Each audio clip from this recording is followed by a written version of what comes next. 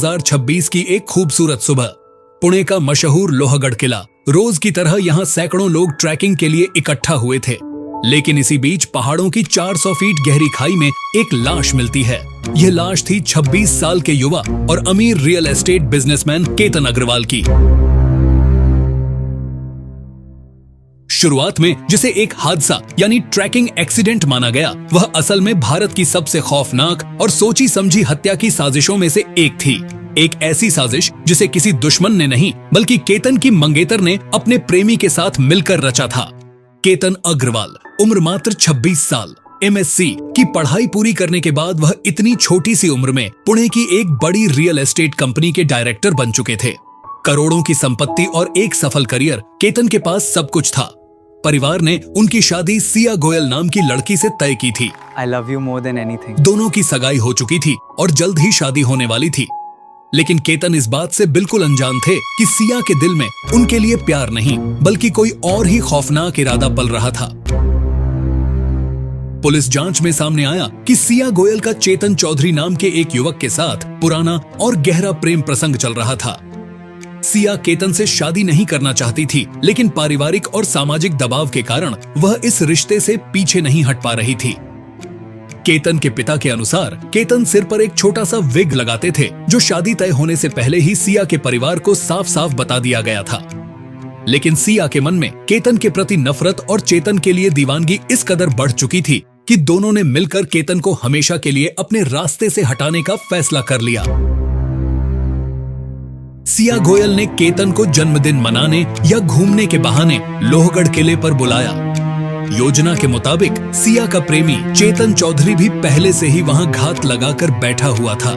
जैसे ही केतन किले के एक सुनसान हिस्से में पहुंचे, जहां 400 फीट गहरी खाई थी, सिया और चेतन ने मिलकर केतन को पीछे से धक्का दे दिया। केतन संभल नहीं पाए और सीधे गहरी खाई में जा गिरे, जिससे मौके पर ही उनकी मौत हो गई। मर्डर के तुरंत बाद आरोपियों ने इसे एक सामान्य ट्रेकिंग हादसा साबित करने की पूरी कोशिश की। सिया ने रोने का नाटक किया और पुलिस को बताया कि पैर फिसलने के कारण केतन खाई में गिर गए। पुलिस ने भी शुरुआत में इसे दुर्घटना ही माना। आरोपियों ने पकड़े जाने के डर से अपने फोन के सारे कॉल्स और चैट्स को पूरी तरह से डिलीट कर दिया था। उन्हें लगा कि उन्होंने एक परफेक्ट मर्डर को अंजाम दे दिया है, लेकिन कानून के हाथ उनके इरादों से कहीं ज्यादा लंबे थे। कहानी में बड़ा मोड़ तब आया जब पुलिस ने किले के टिकट काउंटर और आसपास के सीसीटीवी फुटेज खंगाले। चौंकाने वाला खुलासा, सीसीटीवी में सामने आया कि हत्या से ठीक एक दिन पहले सिया गोयल अपने मंगेतर केतन के साथ नहीं बल्कि अपने बॉयफ्रेंड चेतन चौधरी के साथ एक होटल और कॉफी शॉप में समय बिता रही थी। जब पुलिस ने तकनीकी और फोरेंसिक जांच आगे बढ़ाई, तो आरोपियों के फोन से एक और हैरान करने वाला सच सामने आया। आरोपियों ने मर्डर करने से पहले गूगल पर मर्डर करने और बचने के तरीके सर्च किए थे। इन अचूक सबूतों ने सिया और चेतन के दुर्घटना वाले झूठ की पूरी पोल खोल कर रख दी।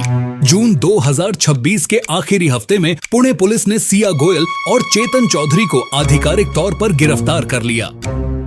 नवभारत टाइम्स की रिपोर्ट के अनुसार कोर्ट ने दोनों आरोपियों को सख्त पूछताछ के लिए पुलिस कस्टडी में भेज दिया है।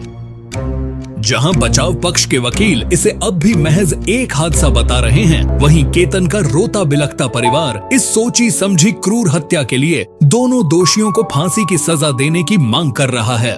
केतन अग्रवाल मर्डर केस ने एक बार फिर समाज को झकझोर कर रख दिया है। यह कहानी इस बात का सबूत है कि रिश्तों में बढ़ता झूठ, लालच और अंधा प्यार इंसान को किस हद तक हैवान बना सकता है।